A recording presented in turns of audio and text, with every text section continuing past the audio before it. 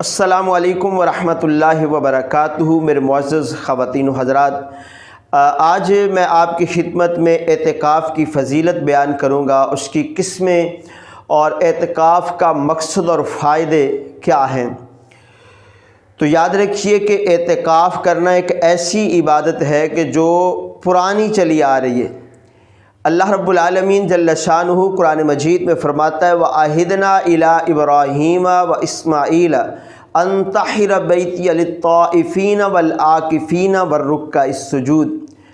اللہ پاک فرماتا ہے کہ ہم نے حضرت ابراہیم علیہ السلام اور حضرت اسماعیل علیہ السلام کو تاکید فرمائی کہ ہمارا گھر خوب ستھرا کرو، کن کے لیے؟ طواف کرنے والوں کے لیے اور اعتکاف کرنے والوں کے لیے اور رکوع سجود کرنے والوں کے لیے۔ تو پتہ چلا کہ اعتکاف کرنا یہ پرانی عبادت ہے، اور اعتکاف کا مقصد ہوتا ہے ٹھہرنا، دھرنا مارنا۔ تو گویا کہ اعتکاف کرنے والا اللہ کے حضور مسجد میں بیٹھ جاتا ہے، دھرنا مار دیتا ہے۔ تو اعتکاف کا مقصد کیا ہے؟ خوش نصیب مومن مسلمان مسجدوں میں اعتکاف کرتے ہیں، خواتین گھروں میں اعتکاف کرتی ہیں۔ تو اس اعتکاف کرنے کا مقصد یہ ہے کہ ایک تو یہ کہ اس ماہ مبارک کے اندر ایک رات ہے جس کو لیلۃ القدر رات کہا جاتا ہے، اور میرے آقا کریم صلی اللہ تعالی وسلم بھی اس کو پانے کے لیے ہر سال آخری عشرے کا اعتکاف فرمایا کرتے تھے، اور بسا اوقات تو پورے مہینے کا اور 20 دن کا بھی اعتکاف فرمایا۔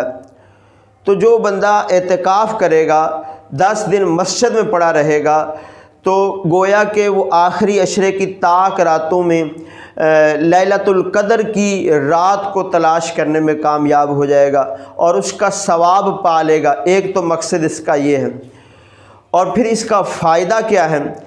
فائدہ یہ ہے کہ بندہ 10 دن گناہوں سے بچا رہے گا، جو وہ باہر رہ کے گناہ کرتا تھا ان گناہوں سے بچا ہے۔ اور فائدہ ایک یہ بھی ہے کہ جو وہ نیکیاں باہر رہ کے کرتا تھا، جیسے مریض کی عیادت کرنا، جنازے میں شرکت کرنا، وہ اب اعتکاف کی وجہ سے نہیں کر پاتا، لیکن اللہ پاک پھر بھی ان نیکیوں کا ثواب اعتکاف کرنے والے کو عطا فرماتا ہے۔ جی ہاں، تو یہ فائدہ بھی ہے۔ تو اب اعتکاف کی فضیلت سنیے، اس بارے میں 2 حدیث پاک آپ سنیے۔ پہلی حدیث پاک حضرت سیدتنا عائشہ صدیقہ رضی اللہ تعالی عنہا سے مروی ہے کہ نبی پاک صلی اللہ تعالی علیہ وسلم نے ارشاد فرمایا من اعتکف ایمانا و احتسابا غفر له ما تقدم من ذنبہ، کہ جس نے ایمان کی حالت میں ثواب حاصل کرنے کی نیت سے اعتکاف کیا، اللہ رب العالمین اس کے پچھلے سارے گناہ معاف فرما دے گا۔ دوسری حدیث پاک سنیے، حضرت مولا علی کرم اللہ تعالی وجہ الکریم سے مروی ہے، نبی پاک صلی اللہ تعالی علیہ وسلم نے ارشاد فرمایا من اعتکف رمضان کان کحجتین و عمرتین، کہ جس نے ماہ رمضان المبارک کے اندر اعتکاف کیا آخری عشرے کا، تو گویا کہ وہ ایسے ہے کہ جیسے اس نے 2 حج اور 2 عمرے کیے۔ کتنی بڑی فضیلت ہے میرے محترم بھائیو۔ آقا علیہ الصلوۃ والسلام کی سنت اور عاشق کو تو چاہیے کہ حضور کی سنتوں پہ عمل کرے، ہر سال نہیں تو زندگی میں ایک بار تو ضرور اعتکاف کریں۔ اب اعتکاف کی کتنی قسمیں ہیں؟ اعتکاف کی 3 قسمیں ہیں۔ ایک ہے اعتکاف واجب، دوسرا ہے اعتکاف سنت، اور تیسرا ہے اعتکاف نفل۔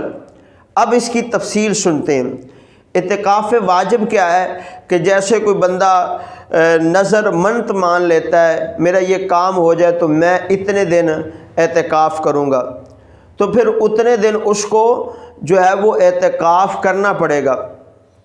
تو جب بھی منت مانے، جب دل میں نیت ہو تو زبان سے بھی کہہ لینا چاہیے۔ تو پھر جب منت مان لی کہ میں اتنے دن اعتکاف کروں گا، تو پھر اتنے دن اعتکاف کرنا پڑے گا، چاہے 1 دن کا ہو، 2 دن کا ہو، رمضان المبارک میں ہو یا رمضان المبارک کے آگے پیچھے ہو، تو پھر وہ بندے کو اعتکاف کرنا پڑے گا، اتنے دن مسجد میں رکنا پڑے گا۔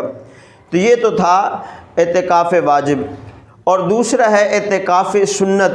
یہ رمضان المبارک کے آخری عشرے کا جو اعتکاف ہے، تو یہ سنت مؤکدہ علی الکفایہ ہے کہ پورے شہر بستی میں ایک نے بھی کر لیا تو سب بری و ذمہ ہیں، اگر کسی نے نہ کیا تو سارے گناہ گار ہوں گے۔ اور تیسرا ہے اعتکاف نفل۔ منت اور سنت اعتکاف کے علاوہ جو بھی اعتکاف ہوگا وہ نفلی ہوگا اور سنت غیر مؤکدہ ہے۔ یہ ایک گھڑی کا بھی اعتکاف ہو سکتا ہے، جیسے آپ مسجد میں داخل ہوں، آپ نیت کر لیں نویت سنت الاعتکاف، کہ جب تک آپ مسجد میں رہیں گے آپ کو ثواب ملتا رہے گا، نیکیوں کا میٹر چلتا رہے گا۔ جب آپ مسجد سے جائیں گے تو اعتکاف ختم ہو جائے گا۔ تو یہ نفلی اعتکاف ہے، آپ جب بھی مسجد میں آئیں یہ نیت کر لیں۔ تو جب تک آپ مسجد میں رہیں گے، کچھ پڑھیں نہ پڑھیں، عبادت کریں یا نہ کریں، اس کا ثواب آپ کو ملتا رہے گا۔ تو اللہ پاک ہمیں عمل کی توفیق عطا فرمائے۔ ایسی پیاری پیاری معلومات حاصل کرنے کے لیے آپ ہمارے اس چینل کو اگر چاہیں تو سبسکرائب فرما دیں۔ جزاکم اللہ خیرہ۔